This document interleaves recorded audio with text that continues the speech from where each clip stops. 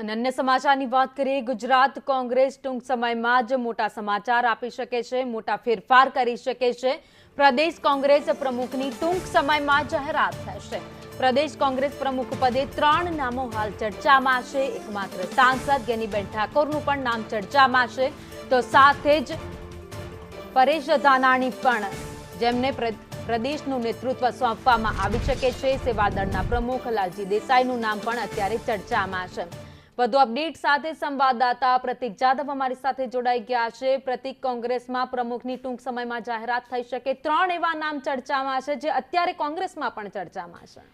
બિલકુલ ભાવિની, ગુજરાત કોંગ્રેસના પ્રદેશ પ્રમુખ તરીકે શક્તિસિંહ ગોહિલે રાજીનામું આપ્યા બાદ હવે નવા પ્રમુખ કોને બનાવવા તે અંગે ચર્ચા થઈ રહી છે। તેવામાં ગઈકાલે રાહુલ ગાંધી તેમજ ગુજરાત કોંગ્રેસના પ્રભારી મુકુલ વાસનિક અને કેસી વેણુગોપાલે દિલ્હીમાં ગુજરાત કોંગ્રેસના 16 નેતાઓ સાથે બેઠક યોજી હતી। લગભગ 3 કલાક આ બેઠક ચાલી હતી, જેની અંદર ગુજરાત કોંગ્રેસની કમાન કોને સોંપવી તે અંગે ચર્ચા થઈ હતી। એક થિયરી એવી પણ આવતી હતી કે અમિત ચાવડાને ગુજરાત કોંગ્રેસનું પદ સોંપવું, પરંતુ જો અમિત ચાવડાને ગુજરાત કોંગ્રેસનું પદ સોંપવામાં આવે તો વિધાનસભામાં પક્ષના નેતા કોને બનાવવા તે સૌથી મોટો સવાલ હતો। અને આ જ કારણથી અમિત ચાવડાને પ્રમુખ ન બનાવવાના બદલે ગેનીબેન ઠાકોર, જે ગુજરાતના એકમાત્ર સાંસદ છે તેમજ મહિલા નેતા છે, તેમને ગુજરાત કોંગ્રેસનું પદ સોંપવા માટે સહમતિ થઈ હતી। આ સાથે જ લાલજી દેસાઈ, કે જે સેવાદળના રાષ્ટ્રીય અધ્યક્ષ છે, તેમનું નામ પણ ચર્ચામાં છે।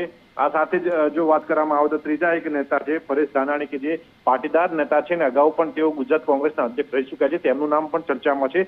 પણ પરેશ ધાનાણીનું નામ એટલા માટે ચર્ચામાં છે કે અગાઉ પાટીદાર નેતાઓએ બેઠક યોજી હતી અને પાટીદાર નેતાને નેતૃત્વ સોંપવા માટે તેમણે રજૂઆત કરી હતી, કારણ કે ગુજરાતમાં છેલ્લા કેટલાય સમયથી પાટીદાર સમાજ જે છે તે કોંગ્રેસથી વિમુખ થઈ રહ્યો છે। આ સમયે પાટીદાર સમાજને કોંગ્રેસની પડખે લાવવા માટે પાટીદાર નેતાને ગુજરાત કોંગ્રેસનું નેતૃત્વ સોંપવું જોઈએ તેવી રજૂઆત તેમના દ્વારા કરવામાં આવી હતી, અને આ જ કારણથી પરેશ ધાનાણીનું નામ પણ ચર્ચામાં છે। એટલે આ ત્રણેય નામો ચર્ચામાં છે। આ સાથે જ જો વાત કરવામાં આવે તો વિધાનસભામાં ઉપનેતા જે હાલ શૈલેષ પરમાર છે, તેમની જગ્યાએ પણ અન્ય કોઈ નવો ચહેરો આવી શકે તેવી ચર્ચા હાલ ચાલી રહી છે। એટલે આ 3 નામ જે છે તેમાંથી કોઈ એકને ગુજરાત કોંગ્રેસની કમાન સોંપવામાં આવી શકે છે। આભાર માહિતી માટે।